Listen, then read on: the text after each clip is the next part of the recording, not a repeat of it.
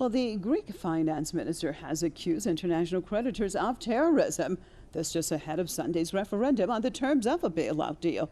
Yanis Varoufakis says that creditors have forced Greece to close banks across the country to bring about fear among the nation ahead of the Sunday referendum. He says Brussels and the Troika want a yes vote so they can humiliate the Greek people.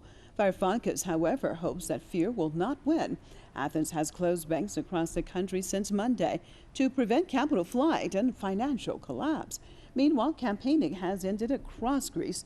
This just a day ahead of the referendum. Nearly 10 million voters are eligible to cast a yes or no ballot in a referendum, asking if they will accept more austerity measures in return for bailout funds, or the referendum on a deal with international creditors was called by Prime Minister Alexis Tsipras to allow the people in debt-ridden Greece to decide their own future and the country's fate in the single currency bloc. Crossing over to Athens, joined by Professor of Political Economy from the University of Macedonia, Stavros Mavrodeas. Thank you so much for being with us. Well, you're sitting there in Athens. What do you think is going to happen tomorrow? Well, it is a close call.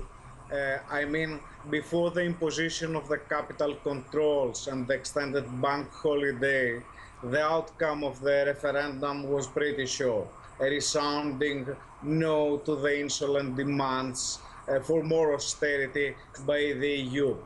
However, the imposition of bank controls, of capital controls and the extended banking holiday has created considerable problems, and on these problems, the Yes campaign is trying to bet.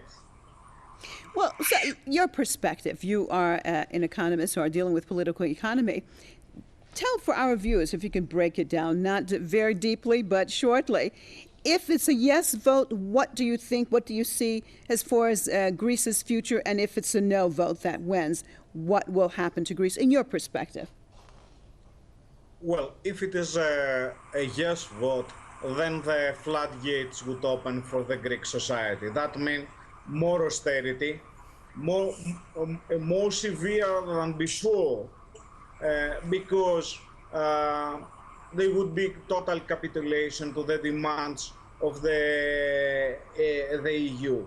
And then not only the infamous Hardouvelis email, the mail of the previous right-wing government that capitulated to the EU demands would be peanuts.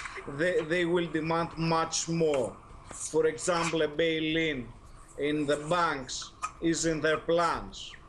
Now, if a no vote succeeds, then this would probably put a break to the EU's demands. Then the ball is in their area, in their field. Syriza would have a tough task ahead. He wants to negotiate with them, but a resounding no vote to the EU demands, and given EU's intransigence, would probably block that. Okay. Well, thank you so much for being with us. Sorry, we're out of time. I appreciate you being with us. Professor of Political Economy from the University of Macedonia, Mr. Stavros Mavrodeas.